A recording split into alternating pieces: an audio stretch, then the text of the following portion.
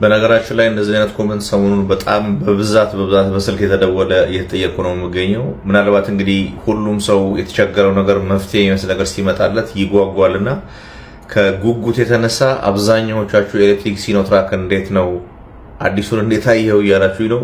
እንደው ለመግዛት አስቤያለሁ ያላችሁ ሰዎችም አላችሁ። በእርግጥ ማሰባችሁ እንደ ማንኛውም ሰው ልክ ሊሆን ይችላል።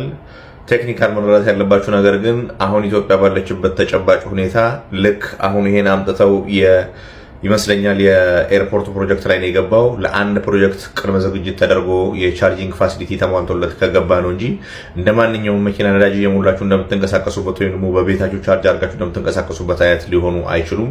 እነዚህ በጣም ሄቪ ዲዩቲ ናቸው። ድራይቪንግ ሬንጃቸው ደግሞ በጣም ሲበዛ አጭር ነው።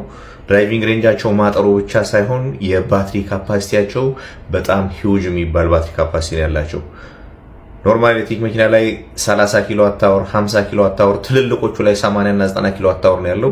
እነዚህ ግን 350 እስከ 450 ኪሎዋት አወር ባለው ባትሪ ፉሊ ቻርጅ ተደርጎ መጓዝ የሚችለው በጣም ቢበዛ ከ250 እስከ 300 ኪሎ ሜትር ነው። በጣም ቢበዛ ያውም ጉልበታቸው አነስ ያለ ከሆነ ኦቨርሎድ የሚደረጉ ከሆነ ደግሞ ከዛም በታች ነው የሚሆነውና በተለይ አሁን ናፍጣ ችግር አለ ብላችሁ ይሄን ነገር እንደ አማራጭ እያያችሁ ያላችሁ ሰዎች ማየታችሁ እንደ ክፋት ባይታይም መሆን የሚችልበት አጋጣሚ ግን በጣም ሬር ነው ወይም ደግሞ ጠባብ ነው ማለት ይቻላል። እንደ መንግስት በጣም ፐርፌክት የሆነ ስራ መንግስት እየሰራ ነው ብዬ አምናለሁ። ምክንያቱም ድሃውን ማህበረሰብ፣ አቅም የሌለውን አማራጭ የሌለውን ማህበረሰብ አስገዳጅ አድርጎ ግዴታ ወደ ኤሌክትሪክ ተሽከርካሪ ግቡ ከማለት መንግስት በራሱ ፕሮጀክት በመንግስት ፕሮጀክት አክሰስ ባለው ነገር ላይ እንደዚህ እያሳየ በኤሌክትሪክ ተሽከርካሪ መጠቀም እንደሚቻል ራሱ አርአያ መሆኑ እኔን አስደስቶኛል። በግል ደረጃ የምታስቡ ሰዎች ግን ሊሆን የሚችል አይደለም። ዝም ብላችሁ ህይወታችሁን ብትቀጥሉ ይሻላችኋል። በሌላ ቪዲዮ መለሳለሁ። ሰሞኑን ቪዲዮ ለመስራት ፖስት ለማድረግ የሚመቸው ቦታ አይደለም ያለሁት። መልካም ጊዜ